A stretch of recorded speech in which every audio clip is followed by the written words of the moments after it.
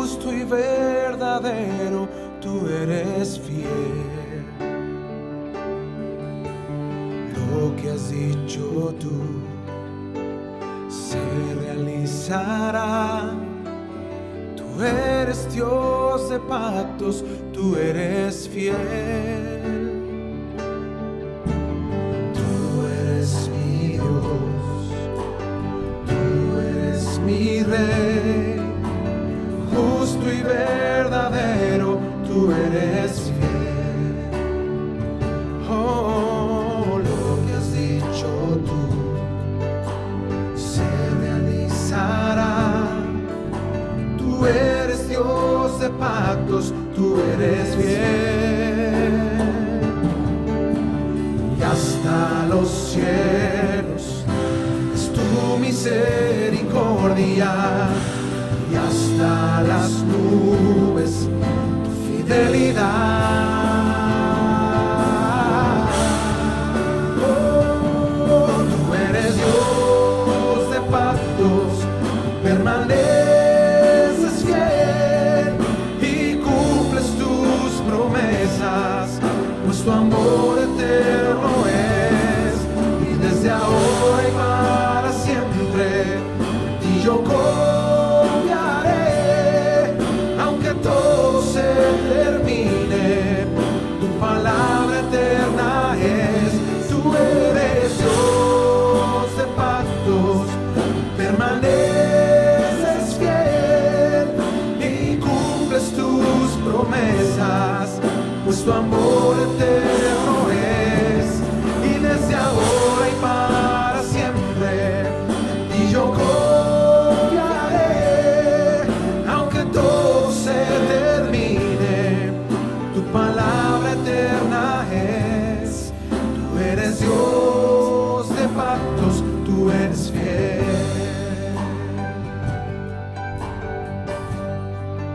Tú eres mi Dios. Tú eres mi Dios, tú eres mi Rey, justo y verdadero, tú eres fiel. Solo tú eres fiel. Lo que has dicho tú se realizará. Tú eres Dios de pactos, tú eres fiel. Y hasta los cielos, Señor, y hasta los cielos es tu misericordia, y hasta las nubes tu fidelidad. Tú eres Dios de pactos, permaneces fiel y cumples tus promesas, pues tu amor eterno es, y desde ahora y para siempre en ti yo confiaré, y aunque todo se termine, tu palabra eterna es. Tú eres Dios de pactos, permaneces fiel y cumples tus promesas, pues tu amor eterno es, y desde ahora y para siempre en ti yo confiaré, y aunque todo se termine, tu palabra eterna es. Tú eres Dios de pactos, tú eres fiel. Tú eres Dios de pactos. Tú eres Dios de pactos, tú permaneces fiel y cumples tus promesas, pues tu amor eterno es, y desde ahora y para siempre en ti yo confiaré, y aunque todo se termine, tu palabra eterna es. Dios de pactos, tú eres fiel. Tú eres Dios de pactos, tú eres fiel. Tú eres Dios pecados, tú eres fiel.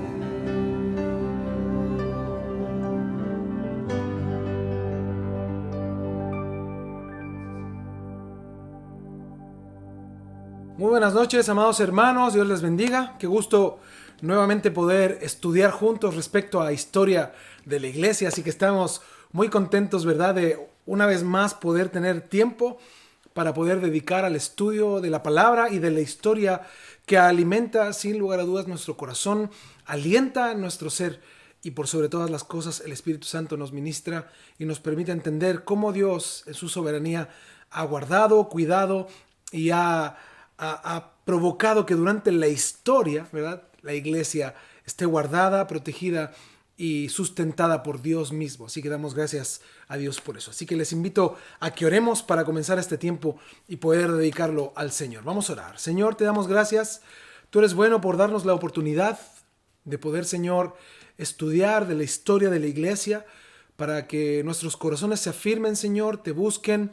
Nuestros corazones, Señor, se establezcan en ti, en tu palabra, se establezcan, Señor, en cuanto te necesitamos y que dependemos de ti y a ti te servimos, Señor, y que podamos cada día buscarte, anhelarte con todo nuestro corazón para que tu nombre sea levantado, tu nombre sea exaltado y reconocido, no tan solo en todo lugar, sino en nosotros también, Señor. Te damos gracias por este tiempo, por la oportunidad que nos das de estar juntos a través de estos medios, Señor. Gracias por cada uno de mis hermanos que está en casa dedicando tiempo, Señor, para estudiar y apartando tiempo en su diario vivir para que podamos juntos conocer más, Señor, de este tema tan interesante y tan importante para tu iglesia. Te agradecemos y dedicamos estos minutos, Señor, y este tiempo a ti a través de Jesús, nuestro Señor. Amén. Amén. Bueno, la semana pasada comenzamos a ver respecto a las persecuciones, ¿verdad?, que estaba llevando la iglesia y la vida de los mártires están expresadas por el Coliseo, de algún modo por todo lo que significaba en sí el circo romano. Y circo romano se refiere más que la estructura, es por lo que hacían, es por las actividades que hacían, y el Coliseo en sí mismo era la sede del circo. Y las catacumbas eran los lugares donde se congregaban los hermanos ocultos de la persecución y donde por causa del gobierno no podían enterrar a sus muertos. Y ellos lo que hacían era recogían los huesos o los cuerpos de los hermanos que fueron martirizados y los enterraban en las catacumbas. Ahora, debajo de Roma están los subterráneos que llamamos las catacumbas, que eran templos y tumbas, por eso tiene este doble nombre, ¿no?, de catacumbas, porque cumplía la función de templo y asimismo la función de tumbas. Y la primitiva iglesia en Roma podría ser llamada la iglesia, y así le llamaron en algún momento, la iglesia de las catacumbas. Ahora, hay unas 60 catacumbas aproximadamente cerca de Roma, en las que se han surgido unas 600 millas de galerías, y esto no es la totalidad de lo que se ha encontrado o lo que existe. Estas galerías tienen una altura alrededor de 2 metros 40 centímetros y una anchura de entre 3 a 5 pies, que eso es más o menos 1 metro hasta 1,5 metros de ancho. Y contienen a cada lado varias hileras. Yo les voy a mostrar algunas fotografías, ¿verdad?, de recesos largos, bajos y horizontales, una encima de otra como modo de literas en un barco. Estos nichos eran puestos... En estos nichos eran puestos los cadáveres y eran cerrados bien con una simple lápida de mármol o con varias losas de tierra cocida ligadas, ¿no?, como nosotros los llamaríamos más coloquialmente, ¿verdad? Lo que hacían era barro y paja y ponían tapas en estas lápidas y de algún modo usaban algún mortero para poder cerrar, pero era impresionante como los hermanos literalmente convivían con sus muertos. Y en estas lápidas o losas hay grabados y pintados epitafios y símbolos. Tanto los paganos como los cristianos sepultaban a sus muertos en este periodo en catacumbas, y cuando se abrieron los sepulcros cristianos, los esqueletos contaban la terrible historia, ¿verdad? Se encuentran cabezas separadas del cuerpo, costillas y clavículas rotos, huesos calcinados por el fuego, extremidades también laceradas o quebrados, ¿no? Las piernas, brazos. Pero a pesar de la terrible historia de la persecución que podemos leer ahí en las catacumbas, las inscripciones respiran paz, gozo y triunfo. Yo quiero leerles algunas de ellas. Por ejemplo, hay una que dice: aquí yace Marcia, puesta a reposar en un sueño de paz. ¡Wow! ¡Qué impresionante! Otra dice: Lorenzo, a su más dulce hijo, llevado por los ángeles. Otra dice: victorioso en paz y en Cristo. ¡Wow! Otra dice: al ser llamado se fue en paz. Qué impresionante, ¿verdad? Y recordemos al leer estas inscripciones, la historia de estos cuerpos o de estos restos cuentan de persecución, tortura y fuego, ¿verdad? Constante sobre la iglesia. Pero la plena fuerza de estos epitafios se aprecia con mayor fuerza cuando los contrastamos con los epitafios paganos de la misma época. Yo les quiero leer otros que son de la misma época de la persecución cristiana, pero epitafios de personas paganas. Dice así: 1. Vive para esta hora presente, porque de nada más estamos seguros. Levanto mi mano contra los dioses que me arrebataron a los 20 años, aunque nada malo había hecho. Otro dice: una vez no era, ahora no soy, nada sé de ello y no es mi preocupación. Y otro dice: peregrino, no me maldigas cuando pases por aquí, porque estoy en tinieblas y no puedo responder. Qué increíble, ¿no? El contraste entre los epitafios de los hermanos que eran martirizados terriblemente, contrastando con los epitafios de la misma época de paganos, personas sin Cristo. Ahora, en todos estos lugares donde estaban los restos de los hermanos, los más frecuentes símbolos cristianos en las paredes de las catacumbas son el buen pastor con el cordero en sus hombros, una nave con todo el velamen, arpas, anclas, coronas, vides y por encima de todo, el pez.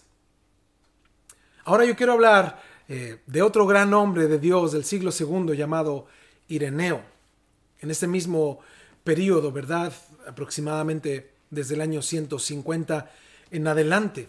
El siglo II no produjo, y se decía en esos tiempos que no ha producido un cristiano más eminente que Ireneo.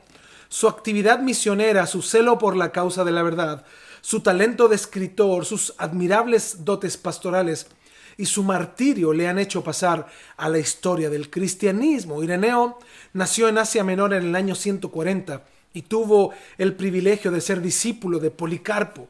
¿Recuerdan quién era Policarpo, verdad? De cuyo martirio en Esmirna ya hemos hablado.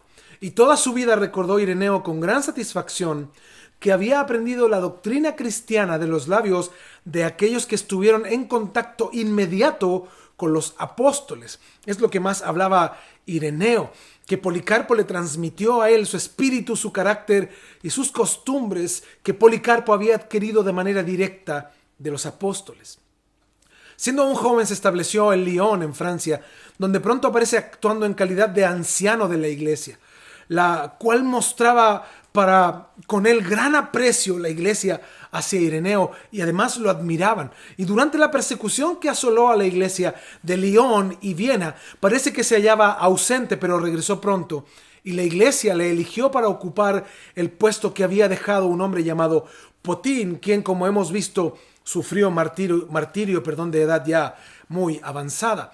Entonces, teniendo Ireneo que pastorear la iglesia en Lyon y a los grupos de cristianos que había cerca de Lyon, pudo revelarse como un hábil y juicioso conductor de la iglesia, ¿no? Del rebaño, haciendo frente a la lucha externa de la persecución que aún continuaba y a los conflictos internos producidos también en la iglesia por las falsas doctrinas. Y esto es impresionante porque la iglesia siempre ha tenido que lidiar con falsas doctrinas. No es tan solo el problema de la persecución externa, sino también el problema de las falsas doctrinas. Ahora, el Oriente se había mandado o había tenido y había producido excelentes obreros cristianos, y estos desde Oriente fueron enviados a Europa a sembrar la buena palabra, ¿verdad? La buena semilla del evangelio, y también mandó a sí mismo enemigos que sembrasen la peligrosa cizaña. La doctrina seguía sintiendo los duros ataques de la herejía. El gnosticismo había ganado mucho terreno. Sus fanáticas especulaciones respondían muy bien al orgullo humano, ¿no?, que era lo que predominaba sobre todo en Europa. Ireneo recordaba lo que había oído a Policarpo. Y Policarpo, lo que había oído a Juan acerca de estas peligrosas tendencias, lo que es la herejía en sí mismo. Los gnósticos procuraban hacer del cristianismo una cuestión más científica, más que en sí religiosa, y querían que la sabiduría reemplazase a la fe. Todo esto sonaba y suena incluso muy bien, incluso para algunos de ustedes, ¿verdad? Para el oído carnal, pero en realidad el gnosticismo no poseía la verdad del evangelio y además no poseía la verdadera ciencia de la cual hacía tanto alarde. Argumentaban sobre el origen del pecado mientras los cristianos buscaban verse libres del pecado.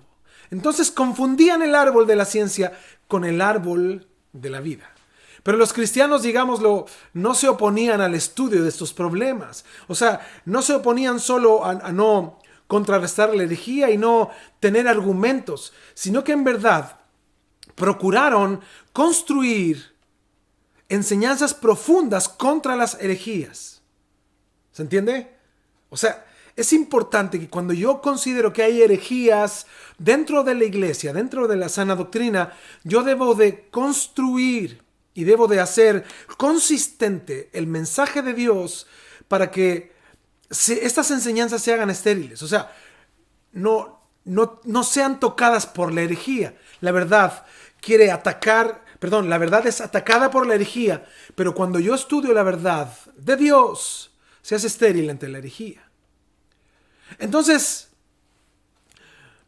la gente consideraba o creía que la ciencia o el conocimiento nos permitía o les permitía la salvación. Ocurría entonces lo que ocurre ahora muchas veces con personas mareadas por una ciencia falsa o superficial que demuestran la más culpable negligencia en lo que afecta a los problemas prácticos de la vida cristiana. Por eso los montañistas también, dentro de lo mucho de bueno que enseñaban, habían caído en errores y excesos un tanto peligrosos, llevando la espiritualidad a un terreno demasiado movedizo. Por eso Ireneo, a quien Presensé llama un ardiente apóstol de la unidad eclesiástica, aspiraba a que todos los que invocaban el nombre de Cristo formasen un solo redil, o sea, fuéramos una sola iglesia. Ireneo era un hombre esencialmente moderado, procuraba conciliar las tendencias aún más opuestas. Por eso no podemos decir en la historia que lo haya logrado, pero no deja de merecer un sincero respeto, ¿verdad?, por sus buenos deseos respecto a este tema. Pero por amor al orden fue demasiado lejos en sus concesiones a la jerarquía, que ya empezaba a quejarse y quería meterse, ¿no?, implantar sus ideologías en el cristianismo. Por eso Ireneo nos habla del segundo gran conflicto de la iglesia. El primero era la persecución. Gran persecución, ya hemos visto, y yo creo que llegamos a sufrir de lo terrible que fue la persecución, pero Ireneo nos muestra el otro gran problema de la iglesia, las herejías. Falsas doctrinas que estaban en la iglesia, advertidas desde el inicio de la iglesia. En el segundo siglo, no solo los cristianos vivían entonces el martirio y las persecuciones feroces del imperio, sino también en el interior de la iglesia existían falsas doctrinas, profundas herejías y falsos maestros que abundaban enseñando el error, por lo que las iglesias sufrían tanto dentro como fuera de ella. Por eso Ireneo en el año 180 escribió un famoso libro titulado Contra herejías. Ireneo presenta a los propagandistas de ideas erróneas cubierto con la careta de las doctrinas base del evangelio, porque así mucha gente lo enseña, ¿no? Incluso en nuestros días consideran que muchas herejías son bases fundamentales del evangelio. Ireneo contrarrestaba esto y decía que había hombres que disfrazaban sus falsas doctrinas con argumentos de prácticas tradicionalistas del evangelio, entrando en las casas de los hermanos, usando todos los medios astutos para hacerlos mover de la simplicidad que es en Cristo, apelando al orgullo humano, hablando de ciencia y de grandezas aparentes. Por eso este libro de Ireneo refleja el alma de este hombre. Fue escrito en un estilo simple pero varonil y no con el objeto de alcanzar los aplausos de los labios o el reconocimiento de los hombres, sino que fue escrito para presentar la verdad del Evangelio en forma correcta y bien interpretada. Por eso su libro está libre de aquel espíritu de desprecio que suele verse con mucha frecuencia en los libros de controversia, ¿verdad? Nosotros incluso tuvimos un curso que le llamamos temas controversiales en la iglesia y lo abordamos de la misma manera, bíblicamente, como debe de ser, dando claridad a la verdad por sobre el error. ¿Y cuál era la actitud que debíamos tener si cometimos el error de practicar herejías o falsas doctrinas? Arrepentirnos. Nosotros los amamos, decía, más de lo que ellos se aman a sí mismos, habla Ireneo. El amor que les tenemos es sincero y sería un bien para ellos responder a este amor. Fíjense lo que dice Ireneo. Por lo tanto, mientras multiplicamos nuestros esfuerzos para lograr que se conviertan a la verdad, no cesamos de extenderles una mano amigable. En esos tiempos los cristianos no temían la discusión y en lugar de apelar como más tarde a la violencia y a las excomuniones, ¿no?, echarlos de la iglesia en sí mismos, argumentaban bíblicamente y con serenidad para ganar las almas de los que se hallaban extraviados y fuera de la verdadera doctrina. Por eso, según los historiadores, Ireneo fue un hombre que defendió la fe hasta el último día de su vida. Luchó para que todo creyente en la doctrina correcta o en el error conociera la verdad de la palabra de Dios. Ahora Ireneo sufrió el martirio en el año 197 después de Cristo. La antigüedad cristiana no ha dejado ningún detalle sobre las circunstancias o pormenores de su muerte, pero lo que sí sabemos es que fue martirizado por su fe. Otro hombre muy importante de ese tiempo es un hombre llamado Tertuliano. La antigua ciudad de Cartago, situada en las márgenes africanas del Mediterráneo, fue la cuna de este elocuente orador. Fue apologista e incansable luchador. Tertuliano. A pesar de su civilización, los cartagineses eran rudos, impetuosos y de costumbres casi salvajes. De este ambiente sale Tertuliano. Imagínate cómo era su carácter para defender la fe. Salió él algo más refinado, pero no del todo pulido. El más elocuente de los defensores del cristianismo venía de un lugar bastante rudo.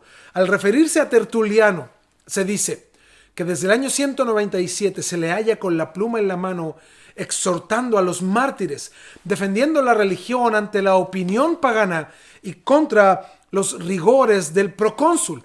Desde sus primeros escritos se revela esa retórica ardiente, esa verbosidad inagotable, este conocimiento profundo de su tiempo, esa familiaridad con los hechos antiguos y los libros que lo relatan, ese espíritu instigador y agresivo que caracteriza toda su literatura. Se imaginan a Tertuliano, ¿verdad? Un hombre de carácter fuerte defendiendo la fe. Él se inició como escritor cristiano dirigiendo una carta animadora a los muchos hermanos que estaban presos y esperando a la hora del martirio. Esa fue su primera dirección, animar a los hermanos que estaban presos, ¿verdad?, esperando para ser martirizados por su fe. Y parece que envidiaba la suerte de aquellos que sufrían por la buena causa del Evangelio. Y él expresa en estas cartas sus profundos anhelos de llegar pronto al fin de su peregrinación terrestre. Para él este mundo corrompido no tenía ningún encanto. A causa del reino manifiesto del pecado, él en verdad anhelaba morir. Él cuenta la historia que suspiraba por estar con el Señor y verse libre de la atmósfera corrupta de la existencia humana. La prisión oscura que habitaban todos los mártires no podía ser peor, decía él, que todo lo que se halla en medio de una sociedad corrupta, corrompida e inmoral. Por eso, el corazón del autor se ve en uno de los párrafos de una carta de Tertuliano que dice así: no tenéis los falsos dioses ante vuestros ojos, no tenéis que pasar delante de sus estatuas, no tenéis que participar con vuestra presencia de las fiestas de los paganos. Estáis libres de tener que aspirar el incienso corrompido. Vuestros oídos no se ofenden con los clamores que salen de los teatros, ni vuestras almas son irritadas por la crueldad, la locura y vileza de aquellos que toman parte. Vuestros ojos no se profanan por las escenas que se ven en estos refugios del vicio y de la prostitución. ¡Wow! Lo que estaba diciendo Tertuliano era diciéndoles: mis hermanos, ¿dónde están ustedes? Están libres de todo lo terrible que está aquí afuera. Den gracias a Dios por su condición, porque nosotros tenemos que lidiar con muchas cosas terribles, horribles en esta vida, en este sistema, en esta ciudad. Por eso el lenguaje de Tertuliano demuestra el pesar e indignación que producía en su ánimo las escenas que tenía que contemplar a cada paso, en las calles, en las plazas y en la gran ciudad, ¿no? En este caso, africana. Los mismos o aún más profundos sentimientos expresa cuando escribe su famoso tratado contra los espectáculos. Sus escritos son numerosos, extensos y variados. Escribió con tal vitalidad que aun cuando han desaparecido las causas que produjeron sus obras, estas no han perdido del todo su frescura. Y 18 siglos que median entre nosotros y él no han podido marchitar las flores de su jardín literario. No hay cuestión teológica, especulativa, doctrinal y moral que él no haya tratado. Ni error tampoco que no haya sentido la descarga de sus terribles escritos. Hay un libro que dice que eran terribles los plumazos de Tertuliano. Su apología es más bien un desafío a los paganos. Tertuliano defiende valientemente a sus hermanos perseguidos. En el gran foro de este mundo, con todo el ardor que tiene el buen abogado cuando sabe que su causa es justa. Crucificadnos, escribe Tertuliano a los paganos. Torturadnos, que cuando más nos cegáis, más crecemos. La sangre de cristianos, dice Tertuliano, es semilla de cristianos. Tertuliano murió en el año 220, legando al cristianismo el ejemplo de su incansable actividad, de su fervor y sinceridad, nunca desconocidos por nadie. Tertuliano tenía un profundo amor a los perseguidos por causa de la justicia y sus magníficas obras literarias que perdurarán en el mundo como ricos modelos de la primitiva elocuencia cristiana. En algún momento de nuestra serie hablamos respecto de la Didaché, un escrito apostólico usado por la iglesia primitiva. Y sabemos que hasta posterior al año 300 se crea o se genera el canon definitivo del Nuevo Testamento. Es por eso lo interesante de entender cuál era la literatura cristiana del segundo siglo. Porque, como ya lo hemos considerado antes, y algunos de ustedes que nos ven hoy a lo mejor no lo habían pensado de ese modo, no existía la Biblia y el canon completo bíblico ni en el primer siglo ni en el segundo. Solo habían escritos los cuales los hermanos de distintas partes del mundo, siendo cristianos, tenían acceso.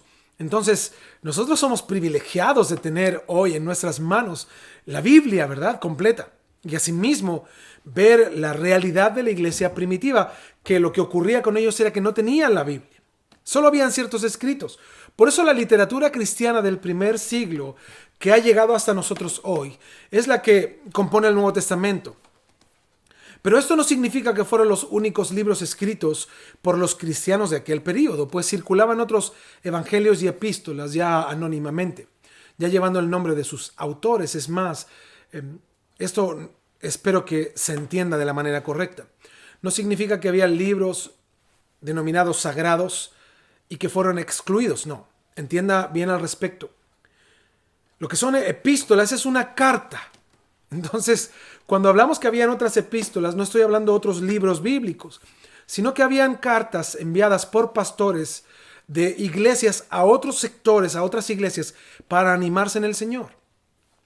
Por eso, respecto a esa literatura del segundo siglo, ya hemos mencionado las obras, por ejemplo, de Ignacio de Antioquía, hemos hablado recientemente de Ireneo, de Tertuliano, y al dar cuenta de la vida de estos hombres, entendemos lo necesario que eran los escritos, porque no estaba el canon del Nuevo Testamento.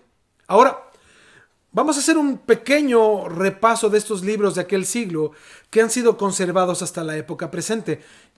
y que en verdad son muy valiosos, son de inestimable valor para conocer el pensamiento cristiano que dominaba la iglesia primitiva. Lo que ya estudiamos hace algunas semanas es la Didache, ¿verdad? Este libro es probablemente el más antiguo después de los escritos apostólicos. Algunos lo hacen remontar a los últimos años del primer siglo. Se cree que se escribió entre el año 85 y el año 100, ¿verdad? Pero es más aceptable la idea que haya sido escrito a principios del segundo siglo. Se cree que también puede haber sido escrito entre el año 100 y el año 110 o 115. Entonces, es bueno conocer ese parámetro para darnos cuenta que la Didache tuvo una labor importante como un escrito denominado apostólico. También existe una epístola llamada Epístola de Bernabé.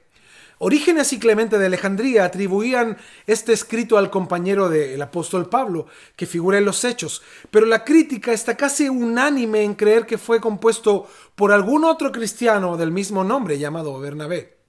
Y bueno, se cree que su composición data aproximadamente del año 100, pero algunos lo hacen remontar a unos 30 años antes, el año 70 después de Cristo. Y hay otra gente que data esta carta unos 20 años después, o sea, el año 120. Por eso el célebre manuscrito de la Biblia llamado Sinaítico, que fue hallado por Tischendorf en el año 1859, contiene esta epístola, el fin de los libros del Nuevo Testamento. Es impresionante, ¿no? Ahora también están las epístolas de Clemente. Y la primera de estas epístolas se atribuye a Clemente de Roma y en tal caso pertenecía al siglo I. Está dirigida a los corintios y de su lectura se desprende que la iglesia se sentía aún azotada por divisiones internas. Y esto es importante, impresionante, ¿verdad? Habían otros problemas de la misma índole a lo que motivaron a esta composición de las epístolas del apóstol Pablo a esa misma iglesia. Primera y segunda de Corintios habla de las divisiones y problemáticas internas de la iglesia de los corintios. Por eso la primera epístola de Clemente habla respecto de lo mismo. La primera carta de Clemente a los corintios habla de las divisiones que había en la iglesia. La segunda de estas cartas o epístolas de Clemente tiene más que ver con el carácter y tiene más forma de un sermón escrito. Por eso estas dos epístolas se hallan junto con los demás libros del Nuevo Testamento en un manuscrito alejandrino, lo que hace suponer que eran leídas en las reuniones de la iglesia primitiva. También están las obras de Papías. Papías era el presbítero de Hierápolis, fue, según Ireneo, oyente del apóstol Juan y compañero de Policarpo. Su obra literaria consistió en una exposición de los oráculos del Señor, de lo cual solo existe una pequeña parte el día de hoy. El profesor Chanteris dice que sería un gran acontecimiento para la crítica bíblica si los 5 libros de Papías que se han perdido fuesen hallados en alguna biblioteca. Dice, pues no es imposible que existan aún. Papías no era un gran genio, pero el fragmento de su obra que se conserva demuestra que era un hombre poderoso en las escrituras, usado por Dios. Su testimonio en favor de la autenticidad de los libros que componen el Nuevo Testamento es de gran importancia. Ha transmitido, dice Godet, datos preciosos sobre los orígenes de nuestros 2 primeros evangelios. Papías. También hay un libro llamado El Pastor de Hermas. Este libro gozaba de mucha popularidad en los primeros siglos. Ha sido llamado el peregrino de las iglesias primitivas. Erróneamente se creía que su autor era el Hermas que nombra a San Pablo en Romanos capítulo 16, versículo 14. Se conocía en los tiempos modernos en su traducción latina, pero el original griego o parte del mismo fue hallado en el manuscrito sinaítico, lo que demuestra que tenía general aceptación y que era leído en las iglesias. Ireneo lo clasifica de escritura y Clemente de Alejandría y Orígenes creían que era divinamente inspirado. Parece que hubo muchos que pensaban lo mismo. Fue compuesto probablemente a mediados del siglo II, pero no se conoce su autor, aunque es probable que se llamase Hermas. El libro relata una serie de visiones que no se sabe si las tuvo realmente el autor o si las empleó como simple auxilio literario. En estas visiones aparecen personajes imaginarios que sostienen diálogos con el autor.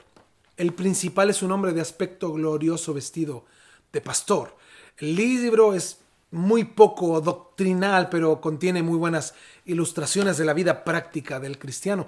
Y también tiene exhortaciones contra los pecados de la carne. Contiene también muchas imágenes simbólicas, montañas, rocas, árboles, etc. Y principalmente una torre maravillosa, emblema de la iglesia de Cristo.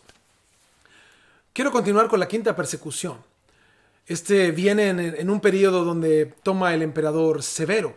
Así se llamaba él. Está entre el año 192 y 211 después de Cristo. Severo, quien fue recuperado de una grave enfermedad por los cuidados de un cristiano, rogó a ser un gran favorecedor, de algún modo, de los cristianos en general. Pero al prevalecer los prejuicios y la furia de la multitud ignorante, se pusieron en acción unas leyes obsoletas contra los cristianos. Por eso el avance del cristianismo en el período de Severo alarmaba a los paganos y reavivaron la enmohecida calumnia de achacar a los cristianos las desgracias accidentales que sobrevenían. Cualquier problema que ocurría, un incendio, un derrumbe, una lluvia de granizo, un terremoto, cualquier cosa que pasara en cualquier parte del imperio, era achacada a los cristianos. Y esta persecución se desencadena fuertemente en el año 192. Tertuliano, de quien hablamos, que vivió en esta época, nos informa que a pesar de la férrea persecución, eran tantos los cristianos en el imperio, que si los cristianos de ese momento se hubieran ido en masa de los territorios romanos, dice Tertuliano, el imperio hubiera quedado despoblado en gran manera. Víctor, obispo de Roma, sufrió el martirio en el primer año del siglo III, el año 201 después de Cristo. Leonidas, padre del célebre Orígenes, fue decapitado por ser cristiano. Muchos de los oyentes de Orígenes también sufrieron el martirio, en particular dos hermanos llamados Plutarco y Sereno. Otro Sereno, Herón y Heraclides, fueron decapitados. A Rais le defarnaron brea hirviendo sobre la cabeza. O sea, lo que hicieron fue calentar brea y lo bañaron con esa brea. Y luego lo quemaron vivo. O sea, ocupaban la brea ardiendo para hacerlo sufrir y luego le encendían fuego ahí a esa brea. Como también su madre, llamada Marcela Potainiena, hermana de Rais, fue ejecutada de la misma forma que Rais. Pero Basflides, oficial del ejército a quien se le ordenó que asistiera a la ejecución, se convirtió. Eso es impresionante, ¿no? El oficial romano que fue a ver que esto se cumplieran estas ejecuciones, se convirtió. Y al pedirle a Basilides, que era oficial, que hiciera un cierto juramento, él se rehusó, diciendo que no podría jurar por los ídolos romanos, por cuanto ahora era cristiano. Entonces, llenos de estupor, los del populacho no podían al principio creer lo que oían, pero tan pronto él confirmó lo que había dicho, fue arrastrado ante el juez, echado en la cárcel, y poco después la pena capital romana era la decapitación, fue decapitado. Extendiéndose las persecuciones a África, muchos hermanos fueron martirizados en aquel lugar de la tierra. Mencionaremos los más destacados entre ellos. Una mujer llamada Cecilia, una joven dama de una buena familia de Roma, fue casada con un caballero llamado Valeriano y convirtió a su marido y hermano, que fueron decapitados. El máximo oficial que los llevó a la ejecución se convirtió con ellos y sufrió su misma suerte. La dama, Cecilia, fue echada desnuda en un baño hirviente y permaneció un tiempo allí considerable. Y luego, como no murió, la sacaron y la decapitaron con una espada. Esto fue en el año 222 después de Cristo. Solo estoy resumiendo algunas de los martirios porque simplemente quiero darles a entender lo que realmente ocurría con la iglesia. Nosotros hoy vivimos un tiempo, evidentemente, en la gracia de Dios, pero fíjate, es un tiempo, ellos también vivieron en el periodo de la gracia, pero bajo otras circunstancias. No podemos decir que hoy vivimos persecución porque no es verdad. Muchos de los pastores o ministerios que están asociados a problemas morales, financieros, no es porque prediquen la palabra, es porque simplemente no han hecho las cosas bien. Y ahí es donde no podemos nosotros argumentar en favor o apoyar, porque estaríamos también cometiendo un gran error. La sexta persecución está comandada por el emperador Maximino. Esto comienza en el año 235 después de Cristo. Maximino comienza con una nueva persecución y el gobernador de Capadocia, Seremiano, hizo todo lo posible para exterminar a los cristianos de toda la provincia de Capadocia. Durante esta persecución suscitada por Maximino, muchísimos cristianos fueron ejecutados sin juicio y fueron enterrados indiscriminadamente a montones, a veces 50 o 60, echados juntos en una fosa común sin la más mínima decencia. Mataban a cientos y cientos de cristianos. Al morir este tirano llamado Maximino en el año 238, lo sucedió un emperador llamado Jordiano, y durante su reinado, así como el de su sucesor, Felipe, la iglesia estuvo libre de persecuciones durante más de 10 años. Pero en el año 249 después de Cristo se desató una terrible y violenta persecución en Alejandría por instigación de un sacerdote pagano. O sea, esto no tenía relación con el emperador ni el imperio, sino que en Alejandría se levanta un sacerdote pagano que mueve al pueblo y al sistema contra los cristianos, y también mueren muchísimos hermanos. La séptima persecución comienza con el emperador Decio el año 249 después de Cristo. Esta estuvo ocasionada en parte por el aborrecimiento que tenía contra su predecesor Felipe, que era considerado por el pueblo como cristiano, porque como frenó la persecución, dijeron, es porque él es cristiano también. Y tuvo lugar en parte por sus celos ante el asombroso avance del cristianismo, porque los templos paganos estaban ya casi abandonados y las iglesias cristianas estaban llenas. Como hubo un periodo de abundancia cristiana, por decirlo de algún modo, las iglesias estaban llenas. Y estas razones estimularon a Decio a intentar la extirpación del nombre del cristianismo. Y esa fue cosa desafortunada para el evangelio, que varios errores se habían deslizado para este tiempo dentro de la iglesia. Los cristianos ya ahora estaban divididos entre sí, porque los intereses propios dividían a aquellos a los que el amor social debía haber mantenido unidos, ¿verdad? Los paganos en general tenían la ambición de poner en acción los decretos imperiales en esta ocasión y consideraban el asesinato de los cristianos como un mérito para sí mismos y para su gobierno. En esta ocasión los mártires, cuenta la historia, fueron innumerables. Y se le llama a esa la primera persecución universal. El emperador Decio estaba determinado a la exterminación del cristianismo. Juliano, un anciano cojo, debido a un problema en su pierna, y Cronión, otro cristiano, fueron atados a las jorobas de unos camellos. Fueron flagelados cruelmente y luego echados a un fuego y consumidos. También 40 doncellas fueron quemadas en Antioquía después de haber sido encarceladas y flageladas. Tifón y Respicio, 2 hombres eminentes, fueron aprehendidos como cristianos y encarcelados en Niza. Sus pies fueron traspasados con clavos, fueron arrastrados por las calles, azotados, desgarrados con garfios de hierro. O sea, les metieron garfios por todo su cuerpo. Y después de abrirlos, los quemaron con antorchas y finalmente los decapitaron. Imagínense, esto incluso se conmemoraba y se conmemora el 1 de febrero del 251 después de Cristo. En el año 251 de nuestro tiempo, el emperador Decio, después de haber erigido un templo pagano en Éfeso, ordenó que todos los habitantes de la ciudad sacrificaran a los ídolos. Esta orden fue noblemente rechazada por 7 de sus propios soldados, fíjense. Estos hermanos se llamaban Maximiano, Marciano, Juanes, Malco, Dionisio, Serayón y Constantino. El emperador, queriendo ganar a estos soldados a que renunciaran a su fe mediante sus exhortaciones y solemnidad, les dio un tiempo considerable de respiro hasta volver de una expedición. Por eso, durante la ausencia del emperador, estos 7 hermanos huyeron y se ocultaron en una cueva para ya no tener que lidiar con esto, ¿verdad? Y al saber esto, el emperador, a su vuelta, mandó a tapar la boca de la cueva. Y fue tapada y murieron ellos de hambre.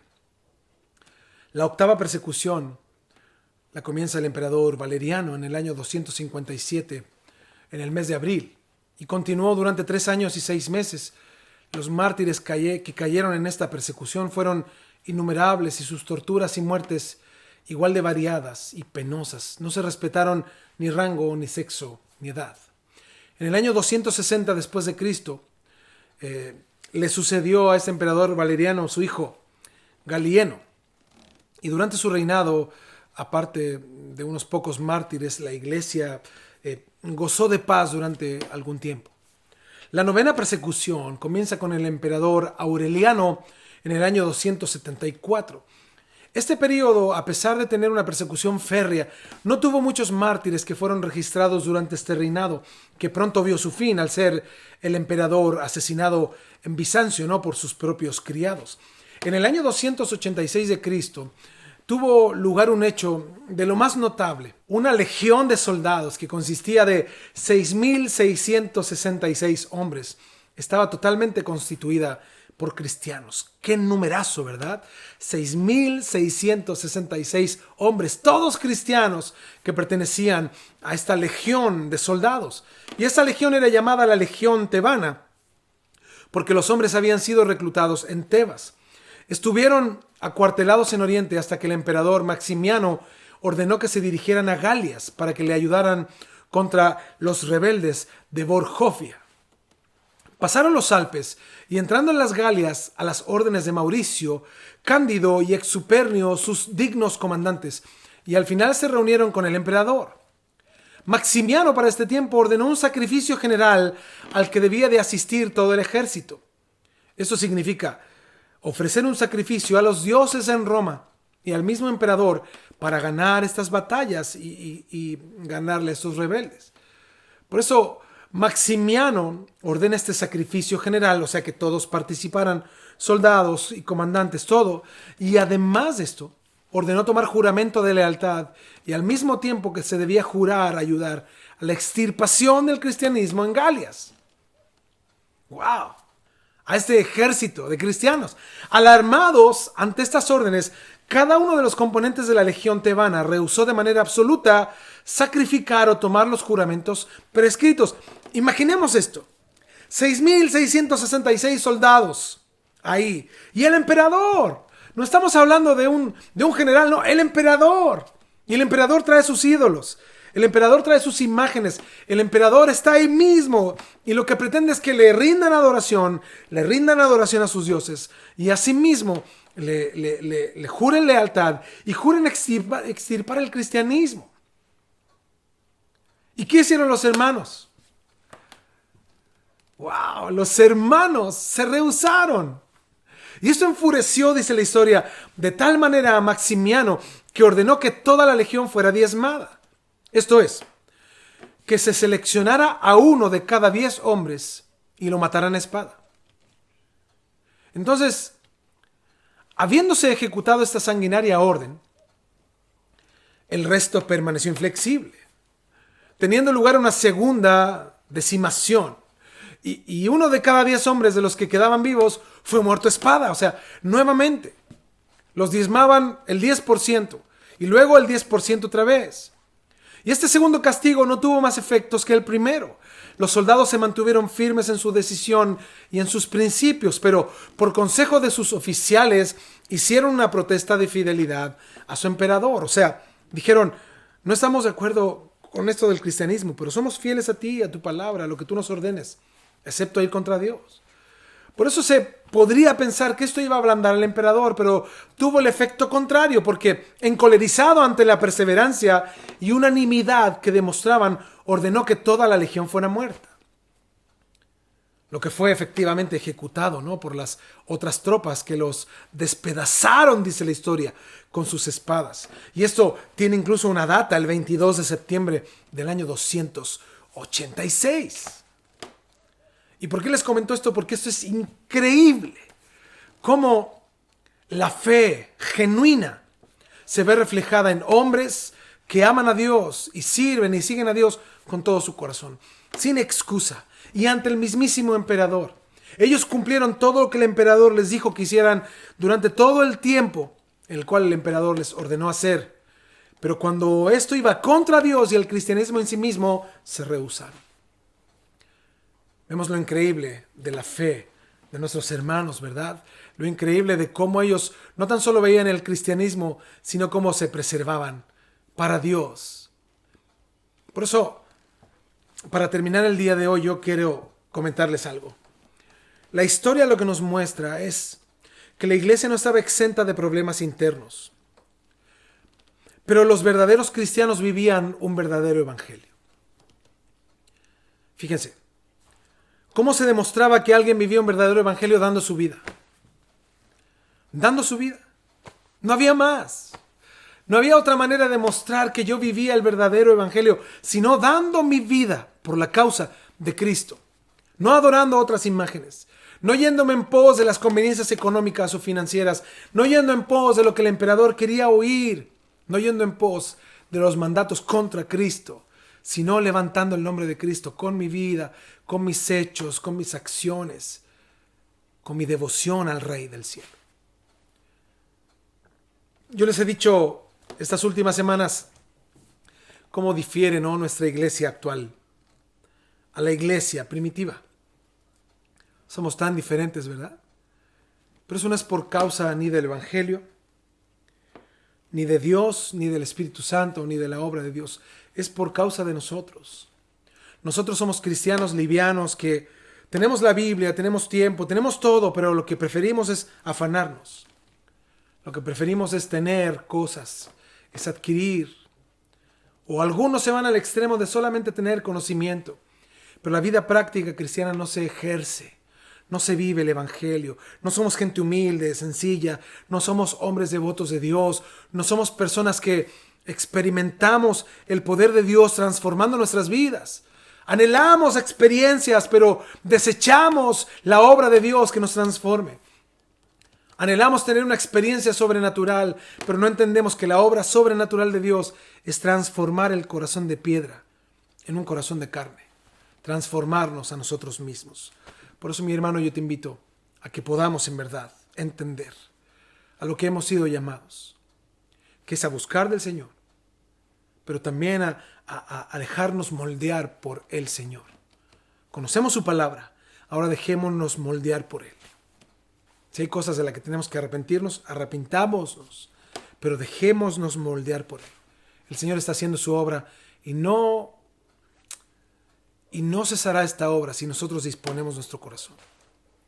Porque lo que Dios tiene su amor es tan grande que Él no va a hacer nada contra lo que el hombre no permita. Me explico al respecto. Dios no va a transformar un corazón que no le anhele a Él.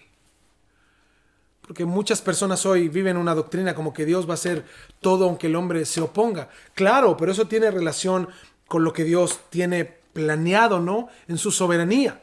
Pero en el corazón del hombre, la Biblia dice que nosotros los creyentes, si rechazamos la obra de Dios, Él no hará su obra. Pero no porque Él no quiera hacer, es porque nosotros estamos rechazando la obra de Dios. Es simplemente entender que Dios es soberano. Pero iremos al cielo porque estamos postrados a sus pies, no porque estamos erguidos.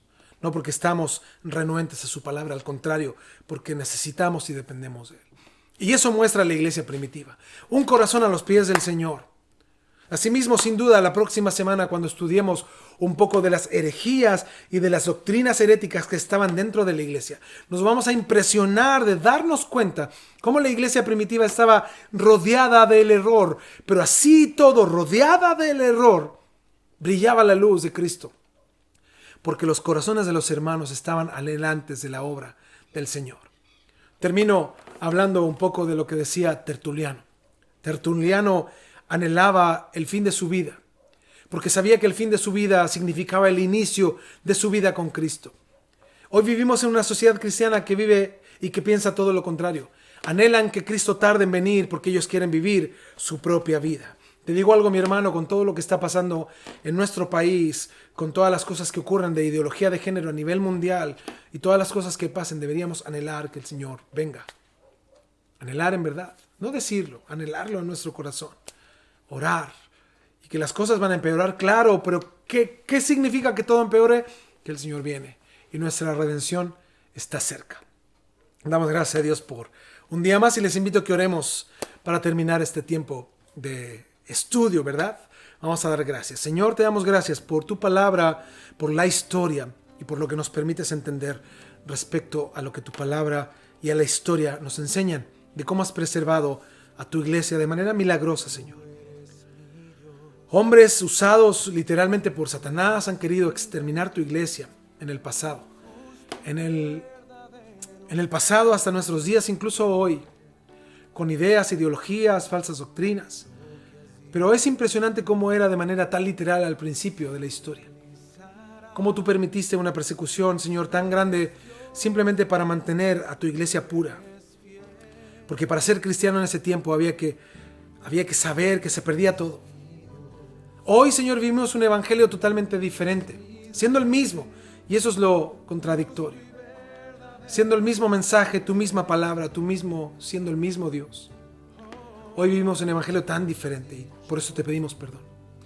Ayúdanos, Señor, a vivir tu palabra y a centrarnos en ella para poder descansar en ti y para poder tener, Señor, la fe, la paz y la gracia derramada en nuestras vidas, que abunde en nosotros, Señor, hoy y siempre.